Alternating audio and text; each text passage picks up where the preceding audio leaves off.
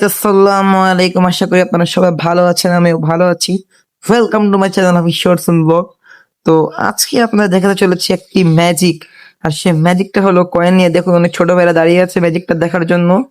তো ম্যাজিকটা দেখাবে আমাদের এলাকার একটা নানা। তো আমার বন্ধু জিহাদের নানা, ঠিক আছে, সেই ম্যাজিক জানে। দেখুন, সে কয়েনটা মুখে নিবে। আপনারা ম্যাজিক দেখতে থাকুন। কয়েনটা সে মুখে নিবে এখনই। কয়েনটা দেখাচ্ছে সে, দেখ আমার হাতে কয়েন আছে।